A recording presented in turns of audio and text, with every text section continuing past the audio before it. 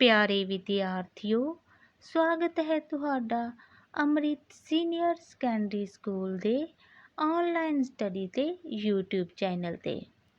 ਜਿਵੇਂ ਤੁਸੀਂ ਜਾਣਦੇ ਹੋ, ਅਸੀਂ ਆਪਣੀ 9ਵੀਂ ਸ਼੍ਰੇਣੀ ਦੀ ਪਾਠ ਪੁਸਤਕ ਵੰਨਗੀ ਵਿੱਚ ਕਹਾਣੀ ਨੰਬਰ 2 ਜਨਮ ਦਿਨ ਕਰ ਰਹੇ ਹਾਂ, ਜੋ ਕਿ ਸਵਿੰਦਰ ਸਿੰਘ ਉੱਪਲ ਜੀ ਦੁਆਰਾ ਲਿਖੀ ਗਈ ਹੈ।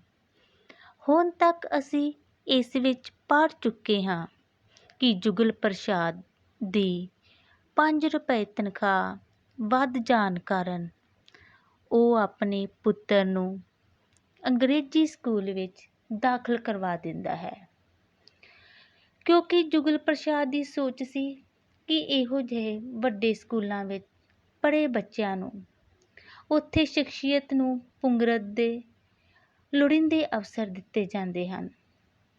ਇਹਨਾਂ ਅੰਗਰੇਜ਼ੀ ਸਕੂਲਾਂ ਵਿੱਚ ਪੜ੍ਹਾਉਣ ਦਾ ਸੁਪਨਾ ਹਰ ਇੱਕ ਮਾਪਿਆਂ ਦਾ ਹੁੰਦਾ ਹੈ, ਪਰ ਇਹਨਾਂ ਸਕੂਲਾਂ ਦੀਆਂ ਭਾਰੀਆਂ ਰਕਮਾਂ ਵੀ ਹੁੰਦੀਆਂ ਹਨ। ਜੁਗਲ ਪ੍ਰਸਾਦ ਆਪਣੇ ਆਪ ਨੂੰ ਖੁਸ਼ਕਿਸਮਤ ਪਿਓ ਸਮਝਦਾ ਸੀ, ਕਿਉਂਕਿ ਉਸ ਦਾ ਪੁੱਤਰ ਜੋਤੀ ਬਹੁਤ ਲਾਇਕ ਸੀ। ਕੁਝ ਮਹੀਨੇ ਹੀ ਜੋਤੀ ਨੂੰ ਸਕੂਲ ਜਾਂਦੇ ਹੋ ਗਏ ਕਿ ਪ੍ਰਿੰਸੀਪਲ ਦੁਆਰਾ ਦਿੱਤੀ ਚਿੱਠੀ ਪੜ੍ਹ ਕੇ ਜੁਗਲ ਪ੍ਰਸਾਦ ਦੀ ਖੁਸ਼ੀ ਦਾ ਠਿਕਾਣਾ ਨਹੀਂ ਰਹਿੰਦਾ।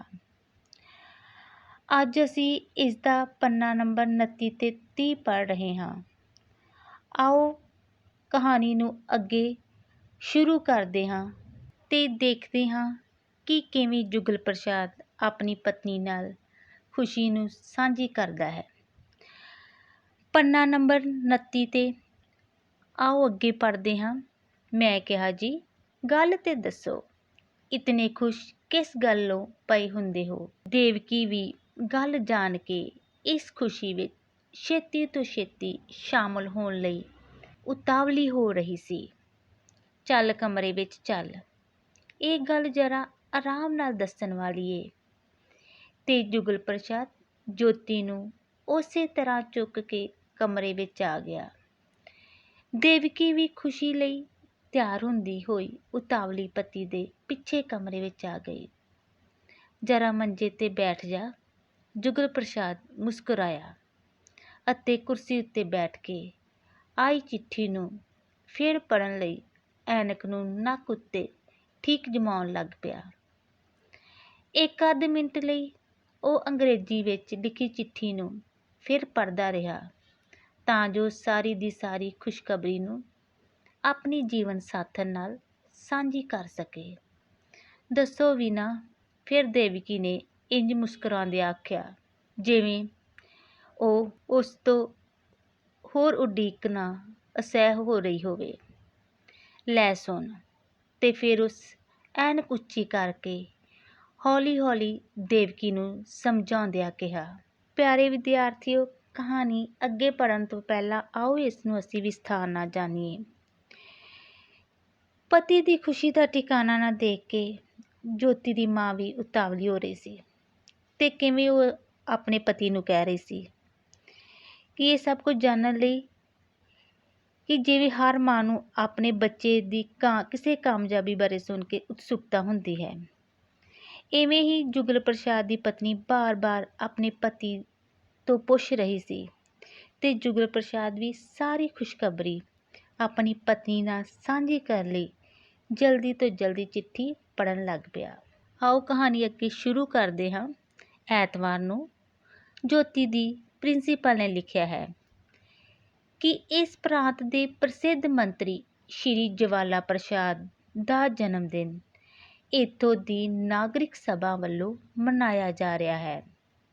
ਸ਼ਹਿਰ ਦੇ 94 ਸਕੂਲਾਂ ਦੇ 2 ਲਾਇਕ ਵਿਦਿਆਰਥੀਆਂ ਨੂੰ ਇਸ ਮੌਕੇ ਉੱਤੇ ਮੰਤਰੀ ਜੀ ਮਿਲਣਾ ਪਸੰਦ ਕਰਨਗੇ। KG ਜਮਾਤ ਵਿੱਚੋਂ ਸਾਡੇ ਜੋਤੀ ਨੂੰ ਚੁਣਿਆ ਗਿਆ ਹੈ। ਇਹ ਉਹਨਾਂ ਨੂੰ ਹਾਰ ਪਾਵੇਗਾ। ਕਿਵੇਂ ਜੁਗਲ ਪ੍ਰਸਾਦ ਨੇ ਦੱਸਿਆ ਕਿ ਕੁਝ ਲਾਇਕ ਬੱਚਿਆਂ ਵਿੱਚੋਂ ਉਹਨਾਂ ਦੇ ਬੱਚੇ ਜੋਤੀ ਨੂੰ ਹੀ ਚੁਣਿਆ ਗਿਆ ਹੈ, ਜੋ ਕਿ ਪ੍ਰਸਿੱਧ ਮੰਤਰੀ ਸ਼੍ਰੀ ਜਵਾਲਾ ਪ੍ਰਸਾਦ ਜੀ ਦੇ ਜਨਮ ਦਿਨ ਤੇ ਉਹਨਾਂ ਦੇ ਗਲੇ ਵਿੱਚ ਹਾਰ ਪਾਵੇਗਾ। ਇਸ ਖਬਰ ਨਾਲ ਦੋਵੇਂ ਪਤੀ ਪਤਨੀ ਖੁਸ਼ੀ ਨਾਲ ਝੂਮ ਰਹੇ ਸਨ। ਆਓ ਕਹਾਣੀ ਅੱਗੇ ਸ਼ੁਰੂ ਕਰਦੇ ਹਾਂ।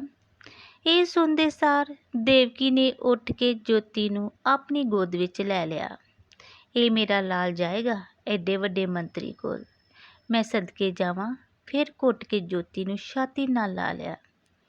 ਦੇਵਕੀ ਦਾ ਚਿਹਰਾ ਉਸ ਵੇਲੇ ਕਿਸੇ ਤੇਜਸਵੀ ਦੇ ਚਿਹਰੇ ਨਾਲੋਂ ਘੱਟ ਨਹੀਂ ਸੀ ਚਮਕ ਰਿਹਾ। ਜਿਵੇਂ ਹਰ ਮਾਂ ਆਪਣੇ ਬੱਚੇ ਬਾਰੇ ਕੋਈ ਖੁਸ਼ੀ ਦੀ ਖਬਰ ਸੁਣ ਕੇ ਸਦਕੇ ਜਾਂਦੀ ਹੈ, ਬਲਿਹਾਰੀ ਜਾਂਦੀ ਹੈ, ਇਸੇ ਤਰ੍ਹਾਂ ਹੀ ਜੋਤੀ ਦੀ ਮਾਂ ਵੀ ਉਸ ਤੋਂ ਬਾਰ-ਬਾਰ ਸਦਕੇ ਜਾ ਰਹੀ ਸੀ ਤੇ ਉਸ ਨੂੰ ਲਾਡ ਦੇ ਨਾਲ ਬਾਰ-ਬਾਰ ਚੁੰਮ ਰਹੀ ਸੀ। ਆਓ ਅਗਲੇ ਪੈਰੇ ਵਿੱਚ ਦੇਖਦੇ ਹਾਂ। ਪਤਨੀ ਨੂੰ ਖੁਸ਼ ਹੁੰਦਿਆਂ ਵੇਖ ਕੇ ਜੁਗਲ ਪ੍ਰਸਾਦ ਹੋਰ ਗਦ-ਗਦ ਹੋ ਗਿਆ। ਜੋਤੀ ਨੇ ਅੱਜ ਉਸ ਦੀ ਗੱਲ ਰੱਖ ਵਿਖਾਈ ਸੀ। ਫਿਰ ਉਸ ਅੱਖਾਂ ਮੀਟ ਲਈਆਂ ਤਾਂ ਜੋ ਸਾਰੀ ਖੁਸ਼ੀ ਨੂੰ ਆਪਣੇ ਅੰਦਰ ਸਿੰਜਰ ਲਏ। ਕਿ ਕਿਵੇਂ ਆਪਣੀ ਪਤਨੀ ਨੂੰ ਖੁਸ਼ ਵੇਖ ਕੇ ਜੁਗਲ ਪ੍ਰਸਾਦ ਦੀ ਖੁਸ਼ੀ ਦਾ ਵੀ ਕੋਈ ਠਿਕਾਣਾ ਨਾ ਰਿਹਾ। ਅੱਗੇ ਕਹਾਣੀ ਵਿੱਚ ਪਰ ਝੱਟ ਹੀ ਅੱਖਾਂ ਖੋਲ੍ਹ ਕੇ ਉਸਨੇ ਦੇਵਕੀ ਨੂੰ ਆਖਿਆ, ਹਾਂ ਸੱਚ, ਮੈਂ ਇਹ ਤਾਂ ਦੱਸਣਾ ਭੁੱਲ ਗਿਆ ਕਿ ਜੋਤੀ ਲਈ ਕੁਝ ਖਾਸ ਤਰ੍ਹਾਂ ਦੇ ਕੱਪੜੇ ਤਿਆਰ ਕਰਨੇ ਨੇ ਉੱਥੇ ਪਾ ਕੇ ਜਾਣ ਲਈ। ਫਿਰ ਐਨਕ ਠੀਕ ਕਰਕੇ ਚਿੱਠੀ ਨੂੰ ਪੜ੍ਹਦਿਆਂ ਹੀ ਆਖਦਾ ਗਿਆ, ਚਿੱਟੀ ਕਮੀਜ਼, ਚਿੱਟੀ ਨਿੱਕਰ, ਚਿੱਟੀਆਂ ਜੁਰਾਬਾਂ ਤੇ ਇੱਕ ਸੁਨਹਿਰੀ ਹਾਰ। ਇਹਨਾਂ ਚੀਜ਼ਾਂ ਦੇ ਨਾਂ ਸੁਣਦਿਆਂ ਹੀ ਦੇਵਕੀ ਦੀ ਖੁਸ਼ੀ ਕਾਫੂਰ ਹੋ ਗਈ। ਉਸ ਦੇ ਮੂੰਹ ਉੱਤੇ ਆ ਰਿਹਾ ਖੇੜਾ ਉੱਥੇ ਹੀ ਰੁਕ ਗਿਆ ਤੇ ਫਿਰ ਹੌਲੀ-ਹੌਲੀ ਖੇੜੇ ਦੀ ਥਾਂ ਚਿੰਤਾ, ਦੁੱਖ ਤੇ ਕਲੇਸ਼ ਨੇ ਮੱਲ ਲਈ।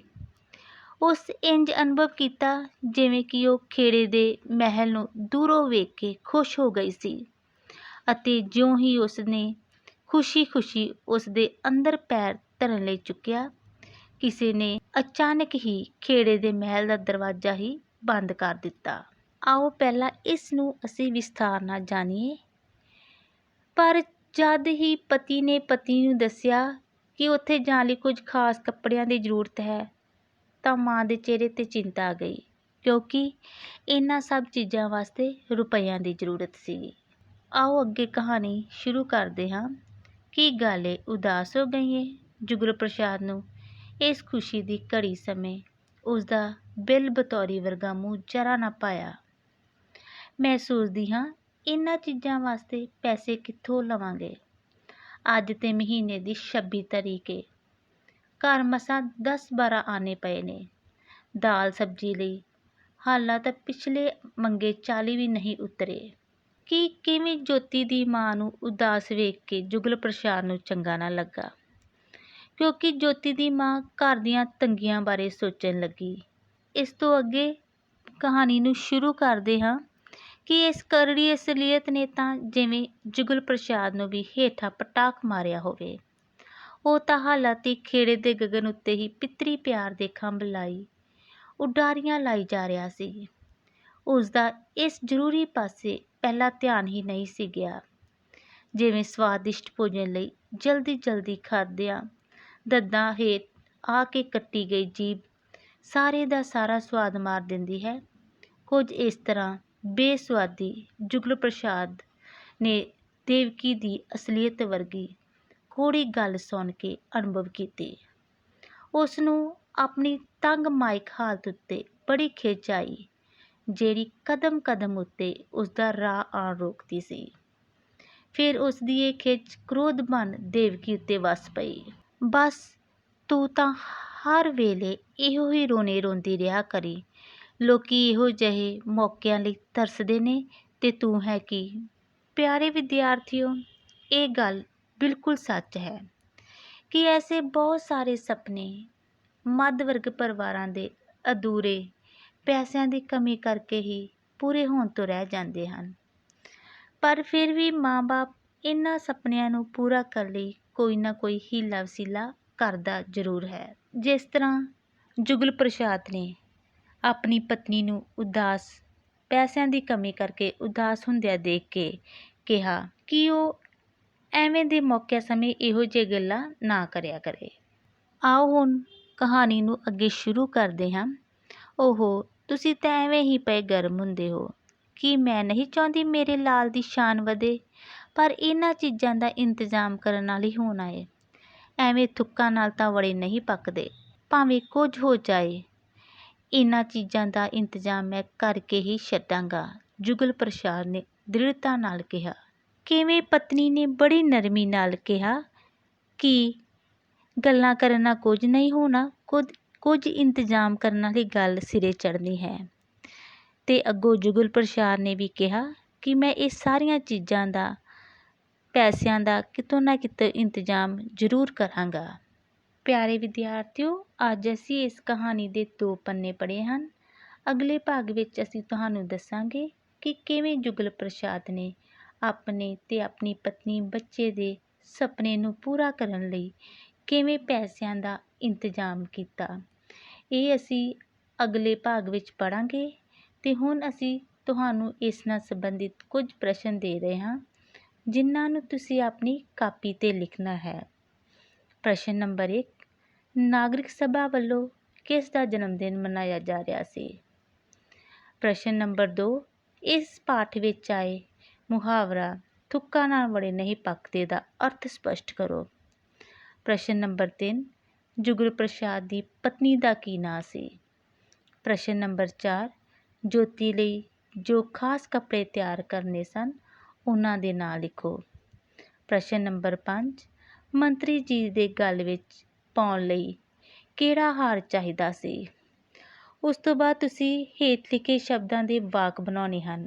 ਅਸਲੀਅਤ, ਆਰਥਿਕ ਪ੍ਰਵਾਹ, ਸੁਨਹਿਰੀ ਹਾਰ, ਖੇੜਾ। ਉਸ ਤੋਂ ਅੱਗੇ ਹੇਠ ਲਿਖੇ ਸ਼ਬਦਾਂ ਦੇ ਵਿਰੋਧੀ ਸ਼ਬਦ ਲਿਖਣੇ ਹਨ। ਅੰਦਰ, ਖੁਸ਼ੀ, ਗਰੀਬ, ਸੁਆਦੀ, ਗਰਮ, ਕੌੜੀ। ਧੰਨਵਾਦ। ਤੰਦਰੁਸਤ ਰਹੋ, ਸੁਰੱਖਿਅਤ ਰਹੋ।